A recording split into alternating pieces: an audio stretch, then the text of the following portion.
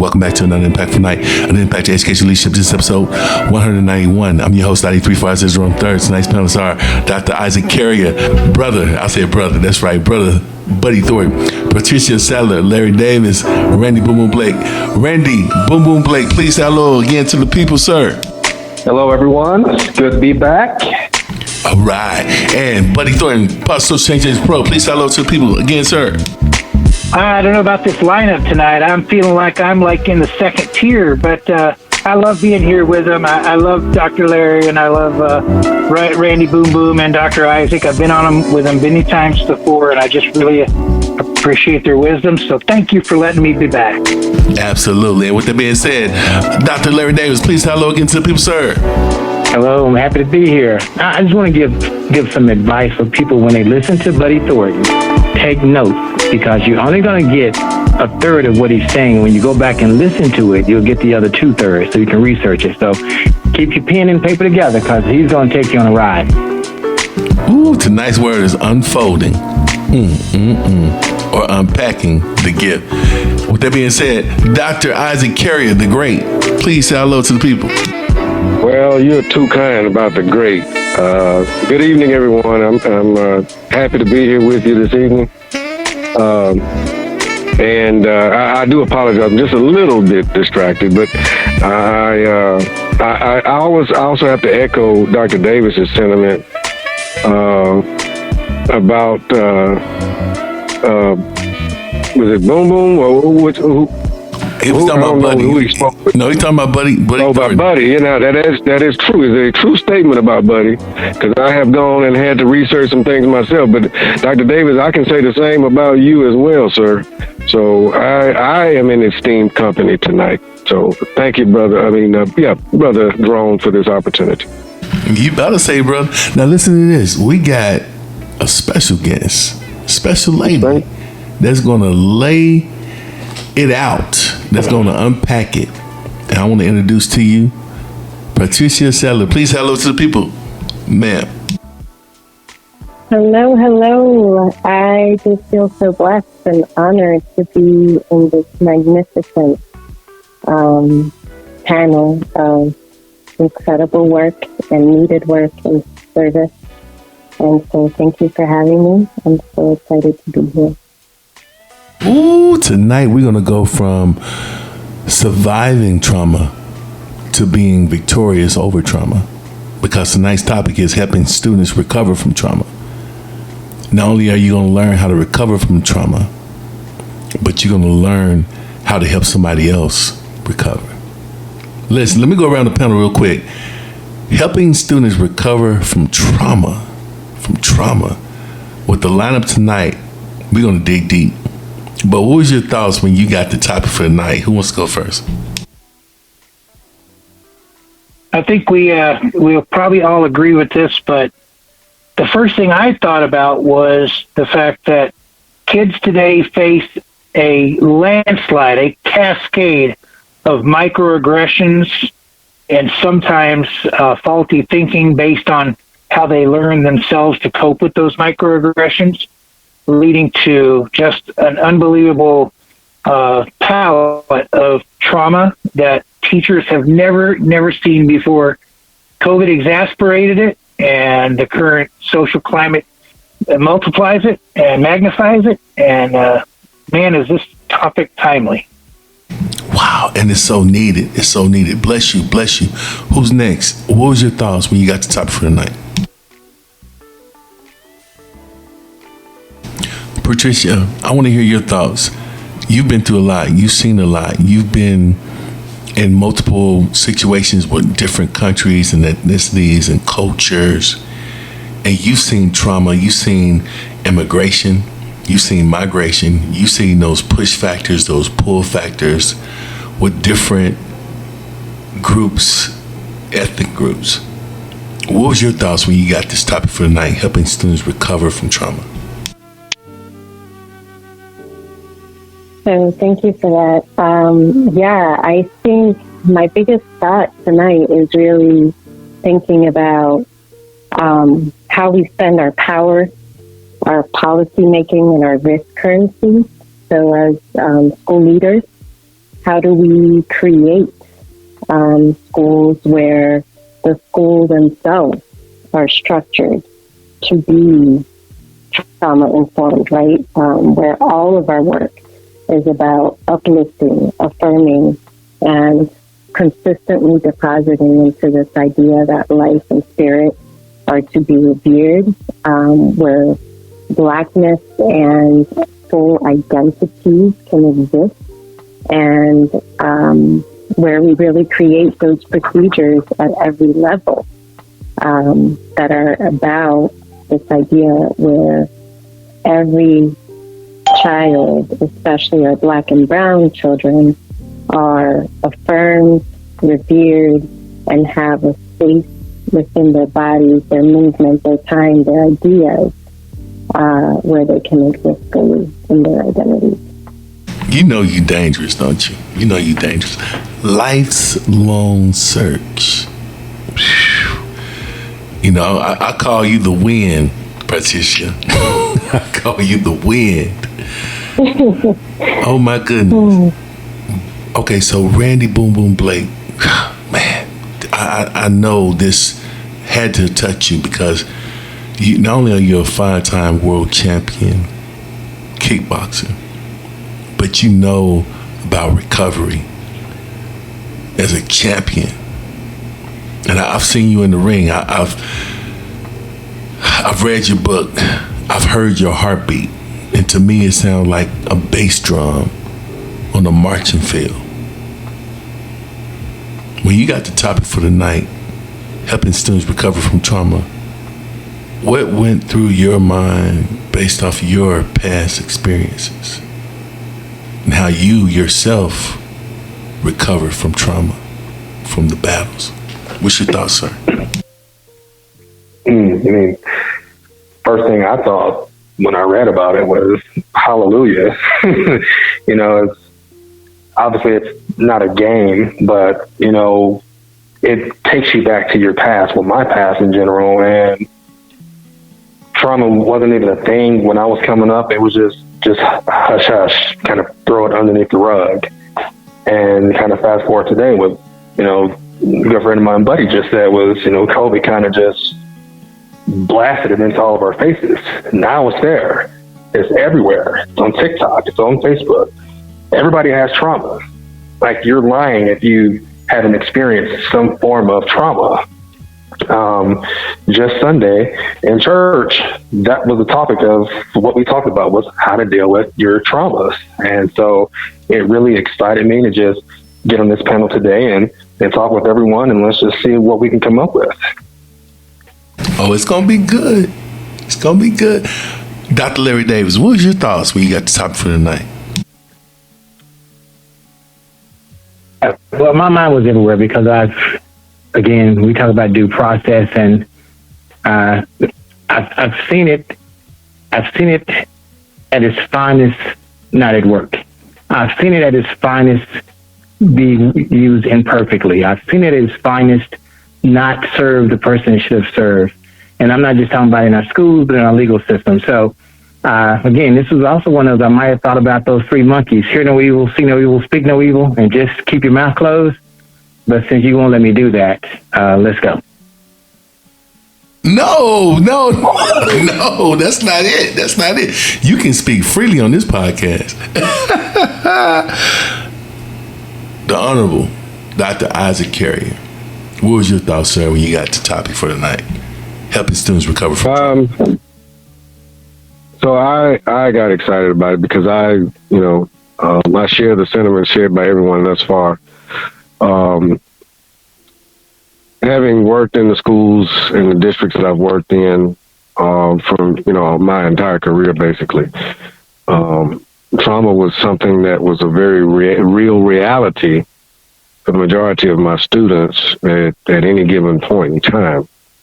For those of you that don't know, at the onset of, the school year that followed the onset of COVID, I took a principalship at a school here in Texas that I knew nothing about. I actually accepted the position because the principal was the first person to pass away from COVID in that county. And then I later found more out about the school, and it was one of those that were extreme circumstances. Hadn't had a consistent principal. Those kids had not had a consistent principal since they were in early elementary school. And so there was just a lot. Like Buddy said, COVID exacerbated it. It certainly brought it a whole lot more to light. We see it in everything. Everybody is seemingly on edge, and so that alone is very traumatic. But we're in a weird place right now, which kind of really brought on more excitement about this topic, because where schools are concerned, I can't speak about anywhere other than Texas, but what we're experiencing is also an explosion of a pre-COVID problem, which was a teacher shortage. So now we have a large number of individuals that have stepped into classrooms that are not certified, trained, qualified in most cases, other than having a degree to do so. And so not only are they tasked with learning how to become a teacher, it's how to address students and work with students all at the same time. And so it is certainly a very, very important and worthy topic, one that's going to require continued discussion, along with appropriate action as well.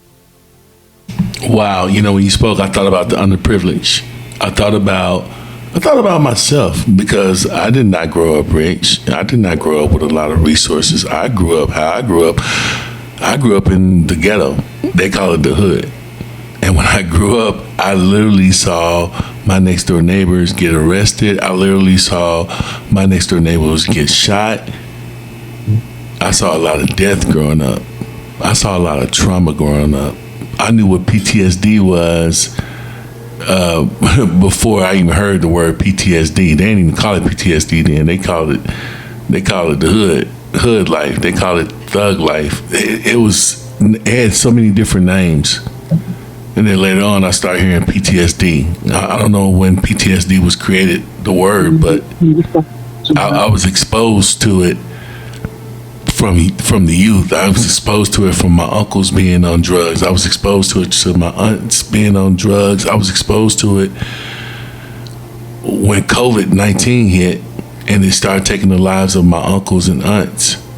I was exposed to it.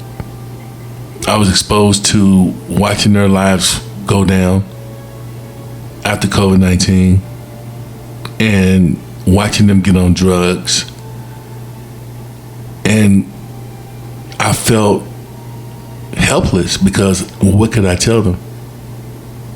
Could I tell them everything's going to be all right when they lost everything? They lost their homes. They lost their loved ones.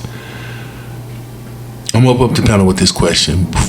I want to get started, but I can't, because I feel like I gotta ask this question. How did COVID-19 affect you? How did it affect you? The panel's open. Let me go first to... Go ahead. Yeah. The panel's open.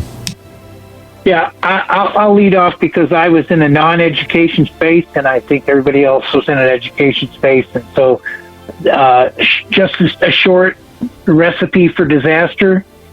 In the first 18 months of COVID, I lost 4 of my employees, one who had worked for me for almost 19 years, one who had worked for me for 14 years.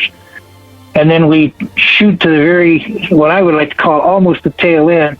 At the beginning of this summer, I lost a 5th employee to COVID, because someone came from Texas to Arizona and did not tell anybody they were ill and interacted with the population, and a 74-year-old warehouseman died in less than 2 days. More than anything else, COVID has completely disrupted my idea of how I can be a positive charge for my people who work for me and trust me, that my average time of any employee in my employee has been over 14 years now. So people who go to work for me stay working for me. And when you rip apart a family like that, that's exactly what it is. You rip apart a family. But I'm not in the educational space. I just wanted people to have a bar sitter there. No, thank you for that. Thank you for that. The panel's still open. How did COVID-19 affect you?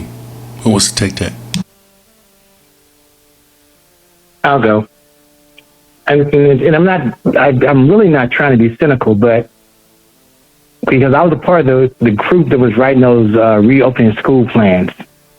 And I would like to just say this. It showed us that we valued money more than we valued our children and our teachers and our educators. It showed us that the budget, the finances were more important because they were looking for ways that we could count students present, not keep students present. They was looking for ways that we could count students in attendance to get the funding, not ways to make students count towards getting an education. So COVID showed me that our education system is more about money and finance and less about our children. Deep. Wow. Who's next? How did COVID-19 affect you? I'll go next.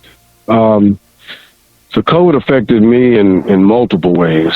I had a very, very close friend, fraternity brother, that very early on,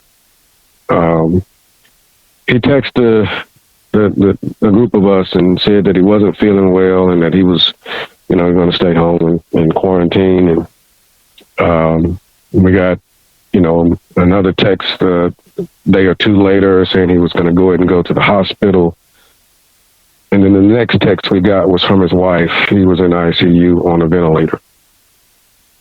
And a short time after that, we got the final call or final text. And I can't even put into words how that affected all of us. Like I said, very, very close. Almost, it's when it's kind of like when friends become family type of situation. Me personally, at that time, I was in education, but I was consulting, and in one fell swoop, my business, my livelihood went silent. And so I had a lot of time to sit and reflect on things. My older daughter was a senior. That was her senior year. And all the things that you look forward to, her prom, her senior activities, and ultimately her graduation, all of that was taken. She didn't get to experience any of that. And it probably bothered me more than it bothered her. She had her moment, but being the person that she is, she didn't dwell on it. She just prepared to enter college, and that's what she did. She's a senior now. She'll be graduating in May. But it had an effect on me, probably more than I knew at the time. Now, in hindsight, and I really look back on it, it was a scary time. It was, the unknown. I remember just going to the grocery store. Everybody's masked up and staying as far away from each other as they could, and it just was so desensitizing and desocializing. And it was a really hard time. Wow, I want to say so much, but I gotta, for the integrity of the podcast, be quiet. That was a lot. Who's next? How did COVID-19 affect you? So it affected me in a bunch of similar ways, in a couple of different ways.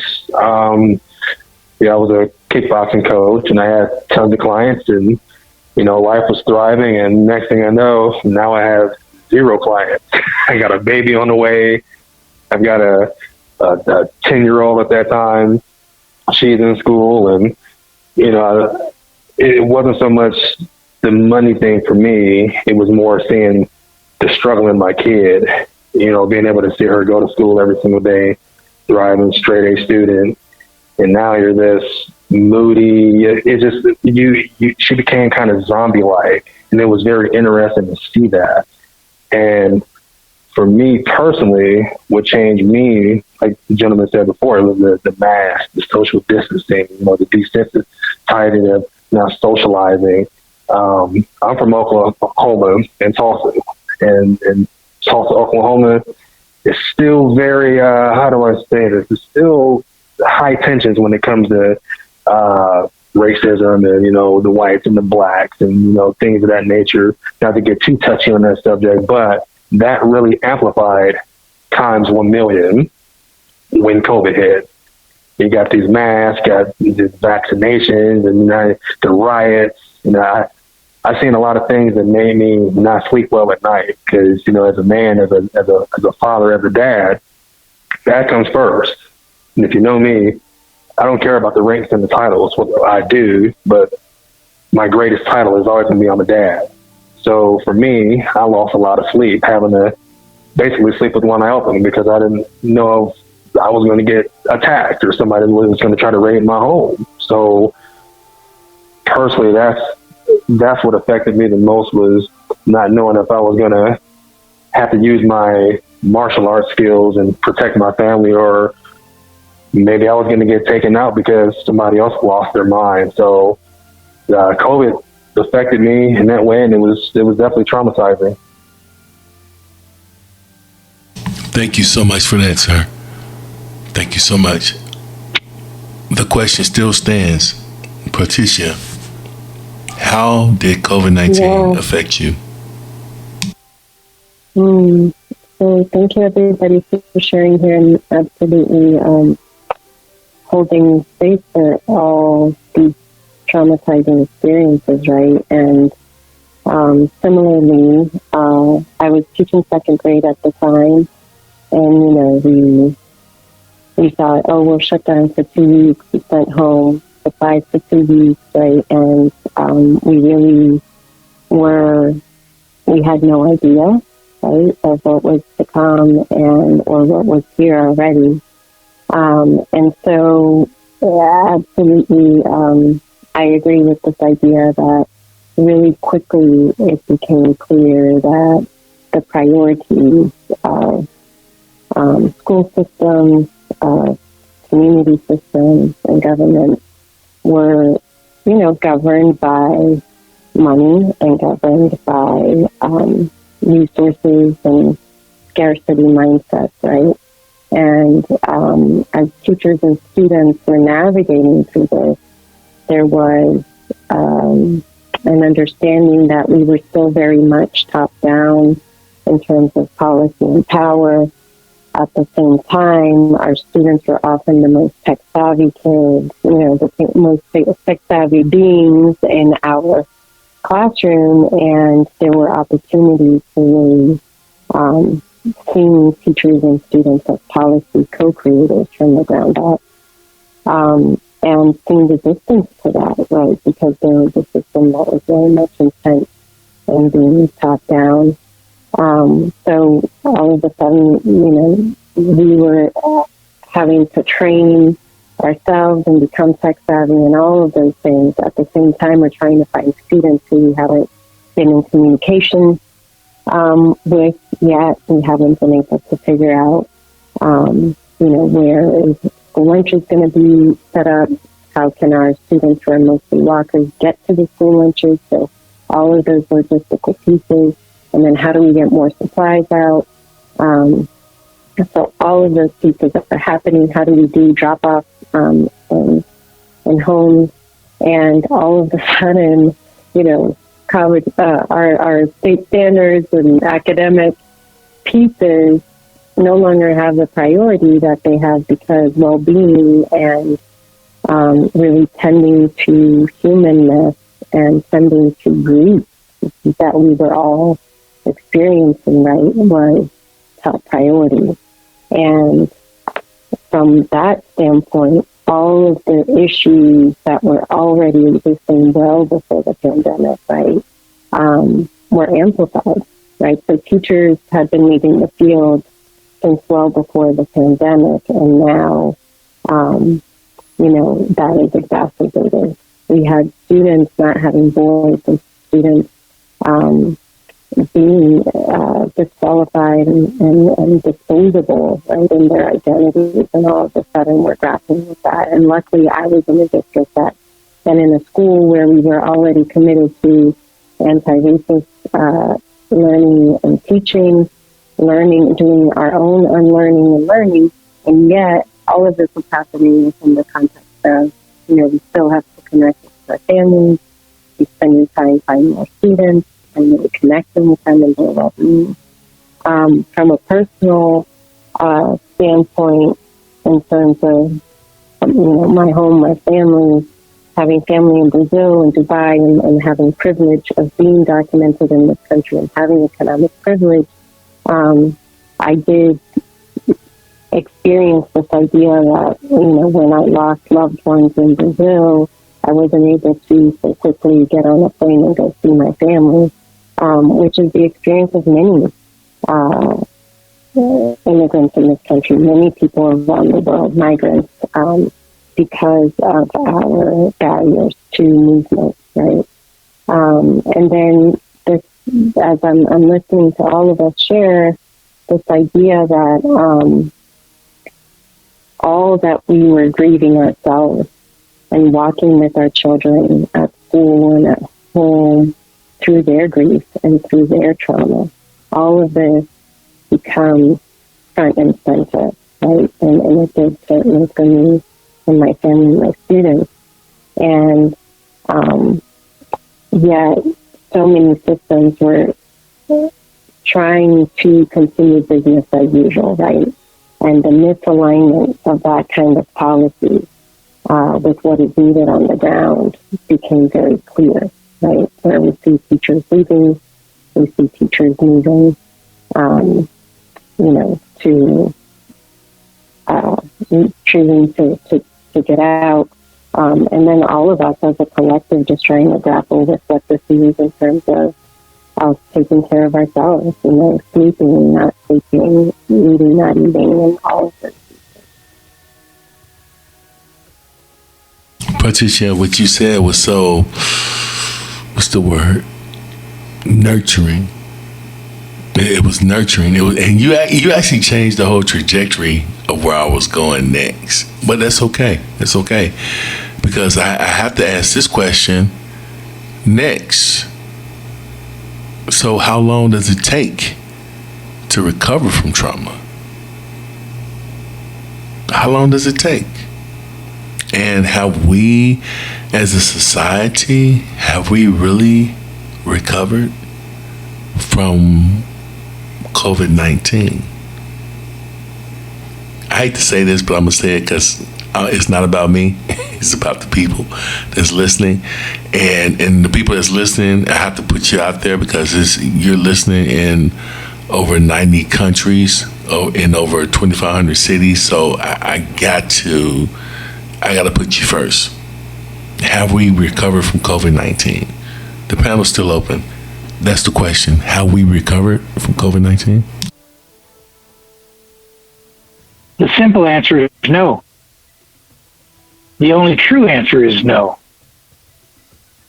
We don't have the right to determine for anybody else how they handle trauma and the resulting grief that follows the trauma. And everyone travels the grief journey in a different way.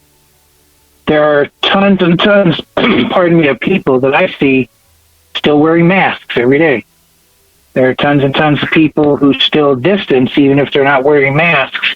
It's almost like it's become ingrained behavior. And a lot of people, when having a discussion, express the ideology that they are saddened by the idea that they can't be as close to people as they used to be psychologically. They can't even get over the barrier that they have now mentally created in their head. But buddy, is that a microaggression? Is that a microaggression? Is that a microaggression? I think if you blame, shame, or judge somebody because they are struggling to get past COVID, I think that becomes a microaggression. And when you pile on, it becomes an active aggression. So no, I don't think society as a whole has gotten past COVID. Have individuals got past COVID? Absolutely. But not as a society, no. Yeah, we can't. We're not in a getting past. We're not in a cure type of country. That's not who we are. We ask the question: can we sustain or maintain under the current conditions? And that's what we're doing when it comes to COVID. We are maintaining and sustaining it, and it's not a micro aggression because it's a political aggression. And when it becomes a political aggression problem, it becomes a national problem. So it's not nothing micro about it. It's nationwide.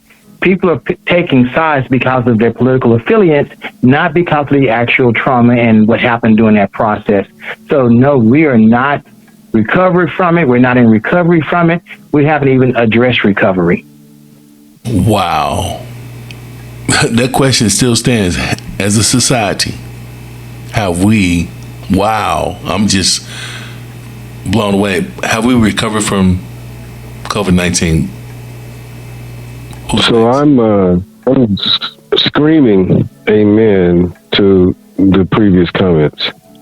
The political landscape is, just like we were able to see those that weren't, as aware as others about just the financial aspect of education and how actually really important it is that we would risk the lives of students and teachers and their families, all,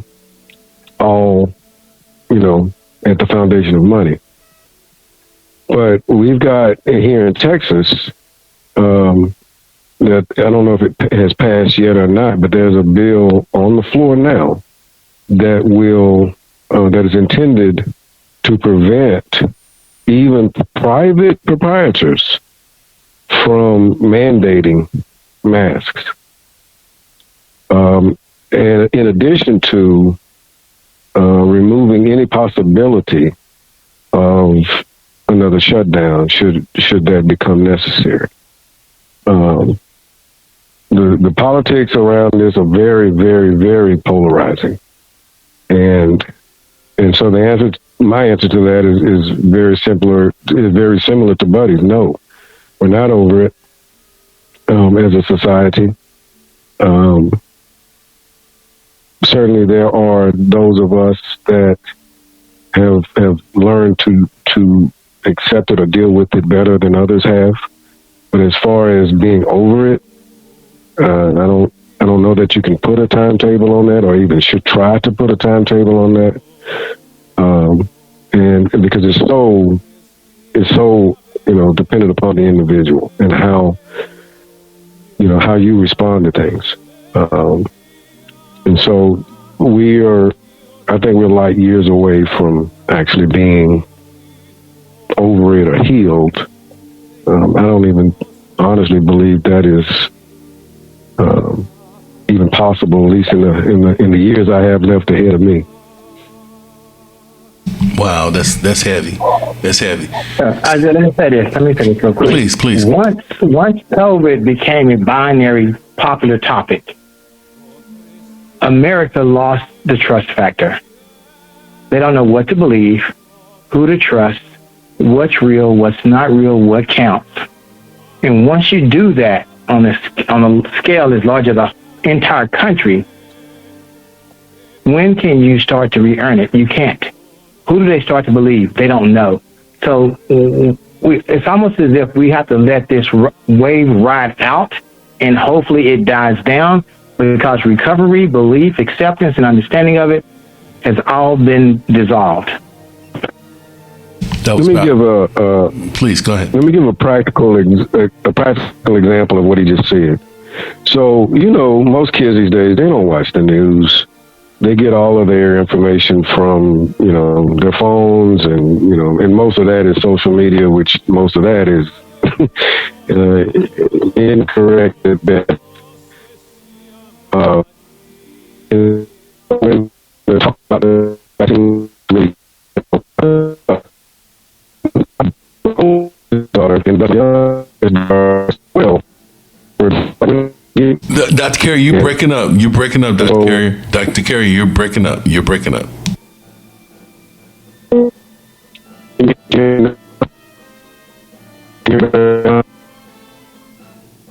Dr. Carey, we cannot hear you. You're breaking up. You're breaking up. Let me go into this. So, schools are in a unique position right now. I would say that they're in a unique position to offer services aimed at supporting students, aimed at, I would say, thereby mitigating the effects of the trauma. So what's the task ahead of us? Student leaders must actively cultivate respect, supportive relationships with and among students, teachers, and parents. Educational leaders must also continually model and reinforce that these high expectations are achievable. They are. They're achievable. They are also tasked to keep social, emotional, and physical well-being in mind when it comes to our young people, our young scholars. Let's talk about those school leaders. Let's talk about those, because we talked about micro and we talked about macro, the different levels. But could it be that principals need to be able to understand how important resiliency is, how important resiliency is for the school culture, how important is it to master resiliency and know the different levels, the different rungs of resiliency in order to teach their staff first how to bounce back before we teach the children, before we provide those services to the children, to those adolescents, before we start addressing those post-traumatic stress disorders to our children. Because if you just look, you will see it. I tell my students all the time when I'm lecturing, there are two types of people. There are two types of people. There are lookers and there are seers. Lookers, they look but they don't see. But seers, when they see, they're aware to the detail. And so, problem solving comes apart when we look but don't see. Poor academic performance happens when we look but don't see. Poor attendance happens when we look but we don't see. What do we don't see is what are the factors? What's at the bottom of the iceberg that we don't see that's affecting this child's inability to be a positive social change agent. Buddy Thornton, let me go to you real quick. I threw that word out there, positive social change agent. You're the positive social change agent pro. Okay? And with that being said, and I want to see through your eyes. What can school leaders do to ensure parents that their children's physical and emotional safety is paramount? What I mean by that is, we're talking about trauma. We're talking about recovering from trauma. We're talking about social, emotional. How can school leaders, from your eyes, ensure parents that their children's physical and emotional needs and emotional safety is at the utmost importance, the paramount? What's your thoughts? Every teacher that's ever taught school faces at least two different types of parents, and sometimes three if you really want to include the middle crowd. You've got the parents who are the blamers, They're looking for any reason to lay blame for when their children fail or have a problem in school or when they perceive an issue at school. You have those parents who want to support the school and believe that their kids should try to cooperate and help build the culture in the school. And then you have the ambivalent middle, which sadly is bigger than the other two, of people who may or may not, but usually do not get involved or engaged with their children. That's a sad fact, and it comes out of my analytics and my work. The problem with asking school leaders to ensure anything is, as the school leaders on this call can tell you, there's no such thing as a 100% guarantee. You can, invite the parents to work on the school culture. You can encourage them to co-create the environment and help make it safe by just teaching their kids the 3 precepts of no blaming, no shaming, and no judging. And then when you add to that, we need to make sure that if we see something that's out of place, we tell somebody that it's out of place. That creates physical safety. Emotional safety is a little tougher, but leaders can have in-services with their teachers and they can teach them how to deal with micro-grief and the grief cycle. And when one of the 3 or 4 processes that lead into the grief cycle appear in a student, they should have some level of recognition that this child is struggling and having a problem. And then open communication with the parents that this is what my perception is. You're the only one who knows the child well enough to know if it's reality. That open communication has to happen, and it can't happen from an accusatory position. It can't be what happens on the campus is none of your business position. Leaders need to do exactly what parents need to do with their kids. Leaders need to co-create that mental picture, that mindset, that safety, both physical and emotional, is as much a problem for the parents as it is for the teachers and the administrators. Get on board, or you're part of the problem. And I lead with this. What got us here, when repeated, will leave us right here. Change has to be slow to be done right. But if you're saying things in your classroom, or if parents are saying things like, oh, kids will be kids, leave them alone. They're going to make mistakes, leave them alone. They're burying the lead. They're putting their head in the sand. They are not operating in the best interest of their children or any other children. They need to work on a level of knowledge and responsibility for caring for the other people in the school, because once they leave school, they're not going to have that catch-all. The parents aren't going to be able to go, oh, I protected you, I'll protect you. That's not going to happen. The real world doesn't work that way. So the leaders need to really take a lesson out of the microcosm of the world and understand that the most effective leader is a leader who is willing to stand up and say, come to me with your questions, come to me with your problems, and if occasionally maybe come and pat me on the back, because I'm here for you, and I pray that you're here for me. What you just said saves. This is saving our young people. This is saving not only our young people, but our society. Listen, I want to talk about, because school leaders, because I'm about to go to Dr. Larry Davis.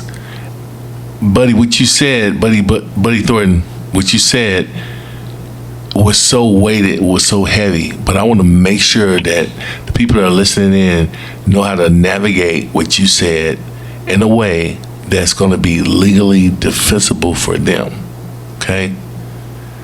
And when I talk about legally defensible, I'm talking about protecting their rights, protecting their due rights, protecting their due process.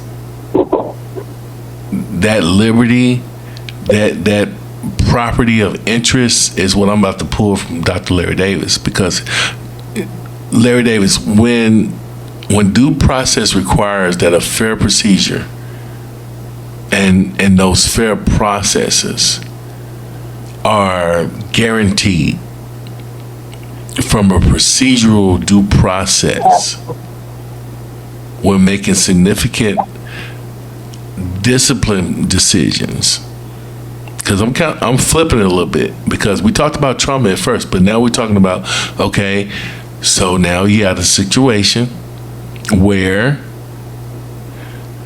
maybe a student has anxiety, okay, but students have to still follow the student code book. They got to still follow the district policy. But due process requires that fair procedures and processes are followed when making significant discipline decisions that may affect or deprive that student's rights. Let me give you an example. So a student comes to school, okay, with something that the school book says you can't have. So the student comes to school with a t-shirt that says Machine Gun Jimmy.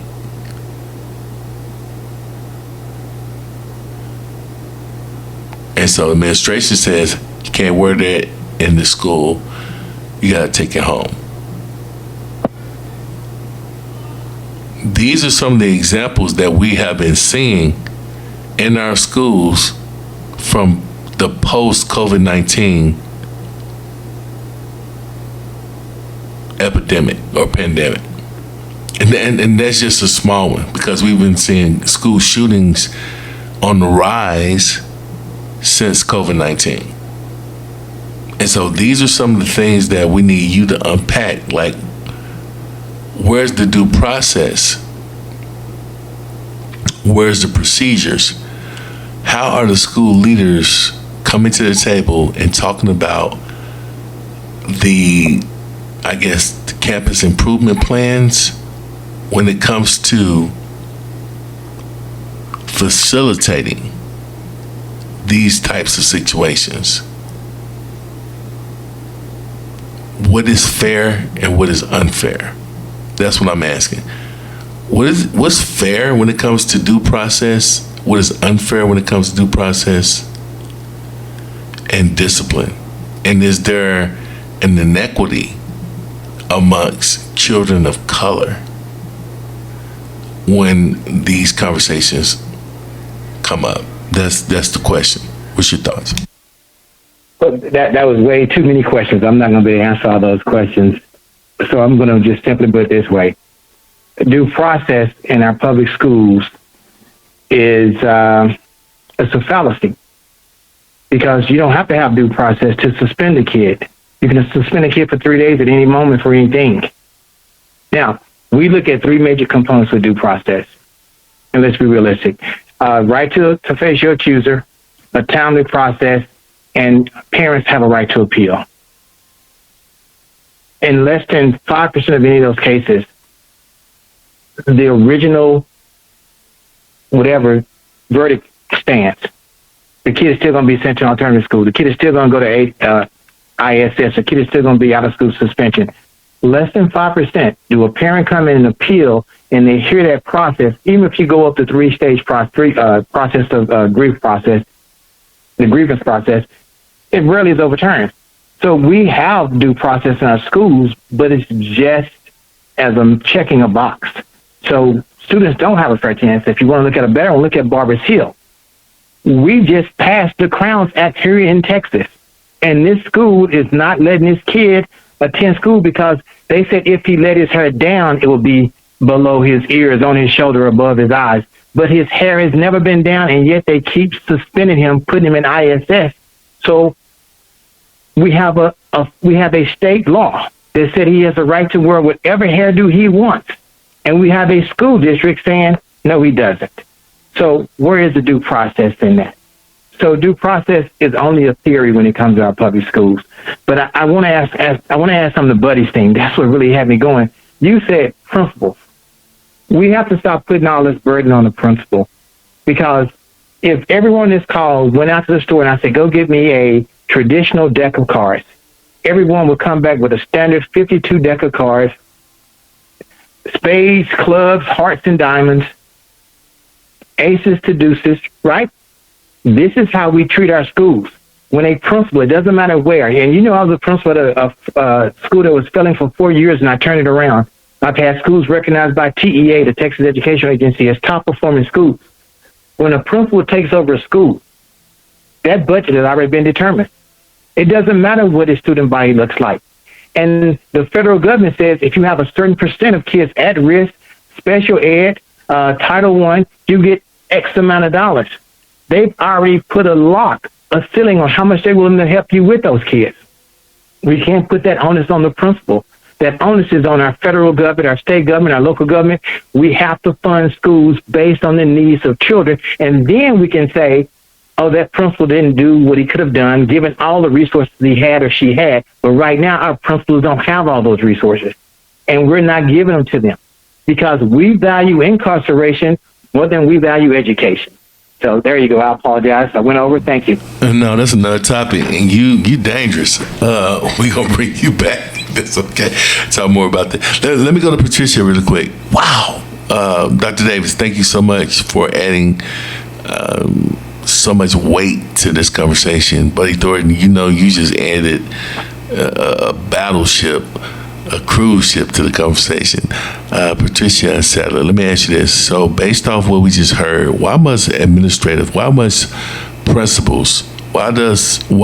principals procedures be completed before a principal assigns a student to be suspended, to be sent to DAP, to be sent to alternative school? What's the follow-up through your eyes? What do you see? Is it fair across the board? The way principals enact their disciplinary procedures amongst their students. What's your thoughts? Well, thank you for that question. And then Dr. Davis, so on point. Thank you so much for everything you shared, because it is all a fallacy. And so the short answer is no, it is not fair. We wouldn't be where we are if it was fair. And I take the approach of why are administrative procedures to be completed, because I think we need to get real clear on who we are not, whose we are, and what we must do to serve. And that comes from Dr. Jose Medina, one of our dual language professors, and also from Esther Arma, who wrote Emotional Justice. Because here's the thing, having been in this for 20 years, I really take Dr. Bettina Love's work to be profoundly guiding right now and needed. In that administrative procedures, they are anti-Black. That is the short answer and the painful answer. They are anti-neurodivergent. They are anti-lower SES, anti-undocumented status, anti-linguistic, perfect English kind of thing, quote unquote, anti-LGBTQIA. I could go on. And the point is, Dr. Bettina Love invites us to become abolitionists at this point. And what that means is that we divest of this idea where people are disposable and where money gets to guide the policies we put in place to meet needs of children. Because we will not meet the needs of children. We haven't been meeting the needs of children. And also to the point of like Sears and who's, the Sears and Lookers, Mr. Joan, that you brought up, like we don't see students, right? And then moreover, to Esther Arma's point in emotional justice is we don't see, what the pain is, what the unsafety is when it comes to racial discrimination, when it comes to racial oppression, right? And so Esther Arma really invites us to think about the unsaid. And I think that when we think about procedures, it's the unsaid. We can just check off boxes. We don't need to talk about emotions. We don't need to talk about race. We don't need to talk about racism and classism and any of that. And so as administrators, where I see us becoming policymakers at every level, is where we get to also decide and get clear on if we're about abolition. We are not here to reform. We are not here to reimagine, as Dr. Bettina Love says. And as Dr. Shalaby says, we are not going to be about punishment and reward and about mirroring the carceral state in schools.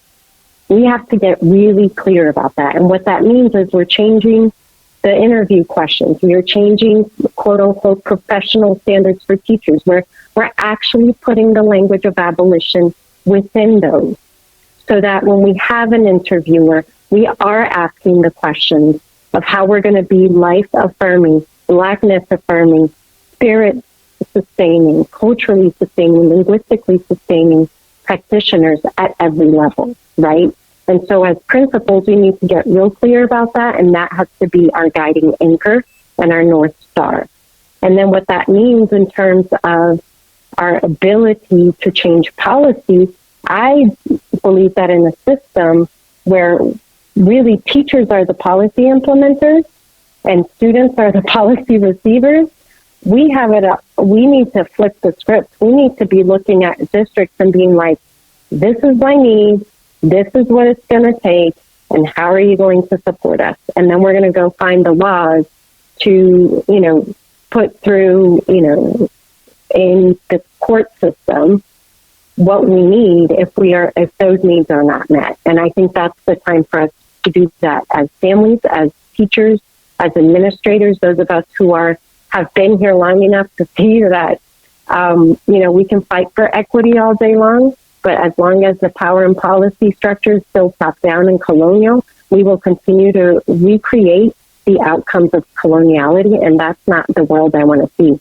The hope lies in the fact that we're all co-creators of policy, and we get to say, not here, not now, and by the way, we are a place where we absolutely affirm all of the identities that come into the space.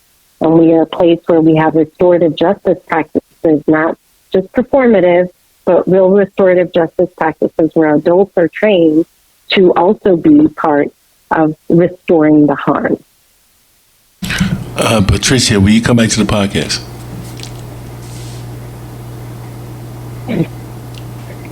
Let me ask you again.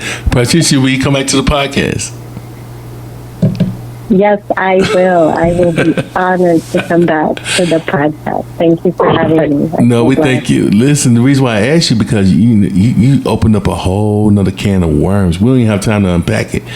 You talked about colonialism. You talked about colonialism. You talked about the 3 G's, God, Gold, and Glory. Because think about it, that was the precipice of colonialism, right? So, colonial America, where slavery exploded. I would say, from my personal research, slavery exploded after 1793. Eli Whitney created this invention called the cotton gin. The cotton gin was able to take apart cotton, right? It picked it. And so there was a large amount of cotton to be picked. So it required more human labor in the South.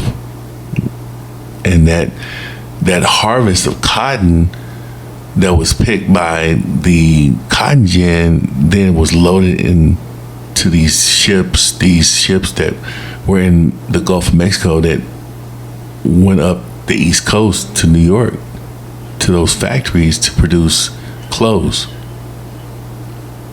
And also, let's not forget about Virginia and North Carolina, South Carolina, who was the top tier tobacco producers as well. And so they made this profit from the backs of slaves. Who, unfortunately, the top slaves during this time period in colonial America were African, because they didn't get sick from the different European diseases, smallpox, you name it. and their work ethic was more productive. Let me go to Randy Boom Boom Blake. Patricia, you did this. You went deep. I'm going to Randy because I know Randy's going to knock this into the popcorn section. Randy Boom Boom Blake, you've seen trauma, you've seen it all. You've lived through it all. You've been challenged, you've had hurdles, but you kept going. You've been broken, you've been bruised, you've been bloody, but you kept pushing forward.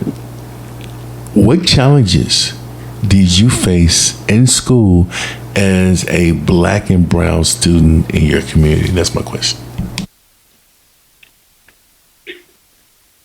What challenges did I face? Was that the question? Yes, sir.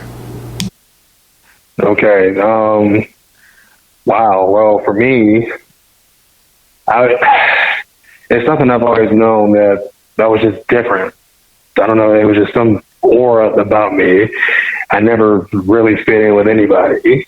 I mean, I actually started off going to a all black school, and I was actually picked on a lot. And I can't really tell you why. It just happened. So that was a challenge. Going into high school, I ended up being one of 5 black people in an all-white school, in an all-white community. So now you want to talk about really not filling in, because there was like 600 of us. So that 5 people was really spread out. They made sure none of us was in the same lunchroom, the same classrooms. So I think the challenges for me, and what made it difficult, was just the fact that it was a lonesome journey, right? But in a nutshell, it was difficult because I was always told I was different, and I just accepted that. But what helped me overcome those challenges was the fact that I joined martial arts. And when you join martial arts, you learn multiple principles. You learn self-discovery. You learn respect, integrity. You learn all these things. And I would say that is truly what helped me overcome a lot of those obstacles, not just in school, but even still today.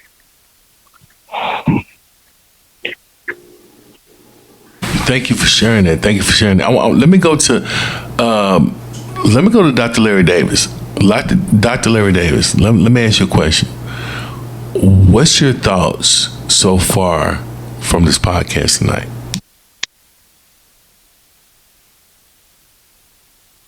Give me a second. Listen to this. I gotta tell you, I'm blown away. But there's 2 things that just really popping out at me, and I want to just say this. And the young lady, she is so right. And Dr. Jerome, when we're talking about colonial education, we're talking about an education that was its impetus was on educating affluent whites, not blacks, not minorities, not so much about the slavery industry, but who the education system was built for. And it wasn't built for minorities. And that's the same education system we employ today. And the other thing is this right here. As long as we have staffing models for our schools, we're never going to put children first. We should never look at how many kids a school has and then determine how many teachers they get. We should look at the needs of the students in that school and determine how many teachers they get, how many educators they get. If you have a special ed student who has a one-on-one IEP where they have to have one-on-one all the time, instead of adding that one-on-one, they'll give you that one-on-one, but they're going to take another paraprofessional away from you. That's not fair. So as long as we have staffing models, our education system is about adults, it's about money, it's about budget. It's not about our children. This is powerful. This is fire. Dr. Isaac Carrier, let me ask you a question. Historically, educational literature in the past did not focus on the success of underprivileged students in those low socioeconomic communities, okay? That could be white, that could be black, brown, you name it. If they didn't have money, if they were poor, who cares? But now, this wave, this trend, this SEL trend, this empathy seems to be politically and socially correct trend, right? Let's look through all that and ask this question: how can teachers help students understand and not look? Because again, there are two types of people. There are people that look, but they don't see. But there are people that see and that are aware. How can teachers help children comprehend, help them see their emotions in a way that helps them better manage anxiety, that helps them better de-escalate from the pressure, from the stress, from the trauma of just day-to-day life's hurdles, activities, you name it. What's your thoughts, sir? So, first of all, I'm like chomping at the bit about all of the other responses to the previous questions, because there's so much there. In terms of this particular question, it takes me back to when I was a principal and helping my staff understand when I said they need empathy, not sympathy. This world is not going to feel sorry for you. And we can have the greatest, most understandable excuses in the world, and it's still not going to care about you. Teachers that truly care, and I believe all teachers do, I want to believe that. Maybe it's naive of me to do that even at my age. They care about kids. Otherwise, you wouldn't be doing this, right? Or you shouldn't be doing this. I think that there's really no canned response to that question. It is truly addressing the kid or the student, the child, based on the relationship and the rapport and the trust that they built with that child. So that, one, the student will be receptive to what they say.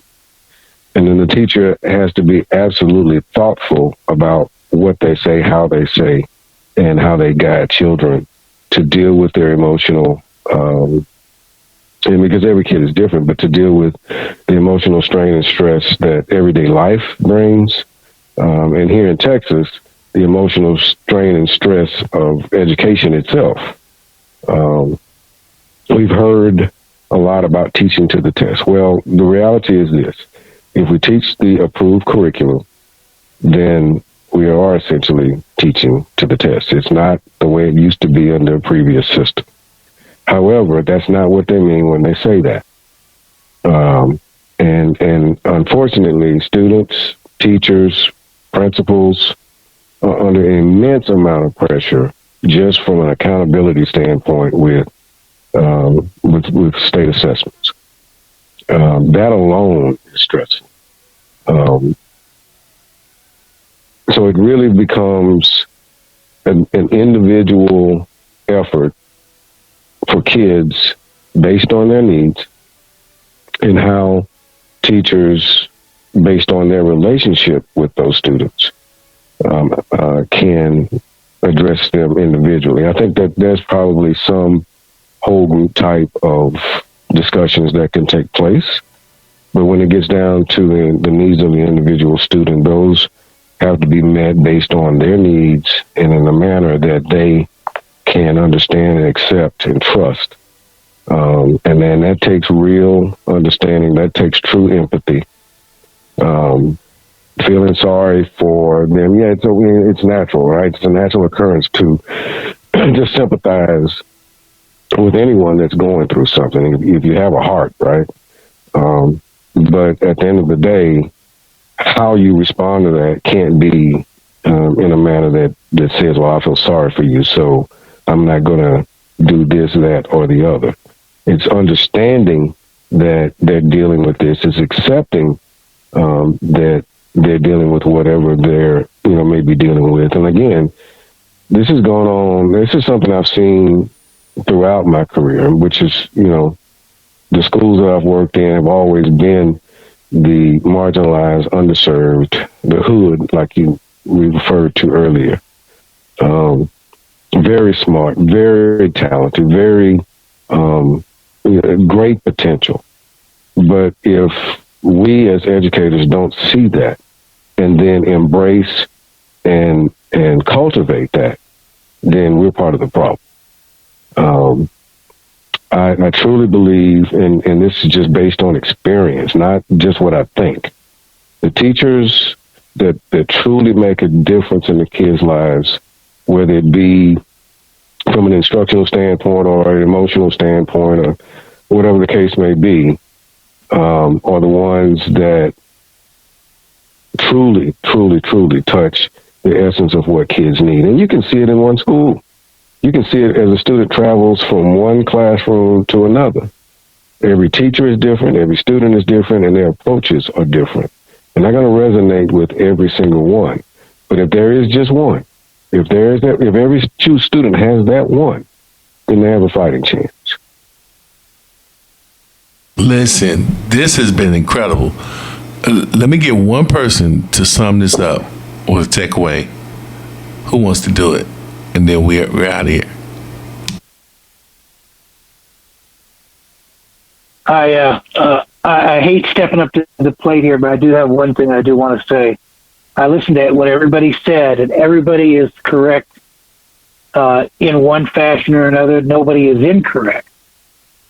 But I'm in my series of books, The Slippery Slope, and I'm about to launch books 5 and 6 simultaneously.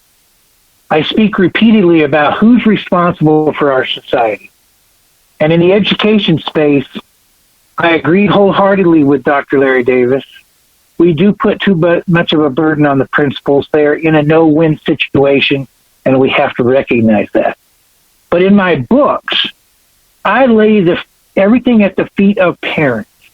Parents are the ultimate responsibility for children. And across the country, a lot of the legislatures have passed laws allowing money to go and have parents move their kids to the schools that they want to move them to, making the parent the ultimate arbiter of where their kids are being educated and who is educating them. I don't believe in that system. I think it's flawed for a lot of different reasons. It creates equal but separate instead of what we got rid of, separate but equal. But at the end of the day, the parents have to be held ultimately responsible. And if you're going to lay an outlier out, so well, how do I hold a single mom responsible when she has to work 3 jobs and she can't keep up with her kids, and her kids are ultimately have no role modeling except at school? Or maybe the kids who are abused at home and they see the school as their safe haven. There are so many outliers, it's crazy. So we have to have a village mentality, but at the end of the day, parents have to be held responsible for their children. And if that is the underlying fact, why wouldn't parents automatically want to do everything in their power to support the schools to make the culture and the educational process right for their children? That's the question. I think that sums up what we said tonight. Listen, wow. Y'all got to share this to your friends. You got to share it to your friends. You got to share it to your family. Heck, share it to your haters. Who cares? But this was another Impactful Night of Impact Education Leadership Podcast. Facebook.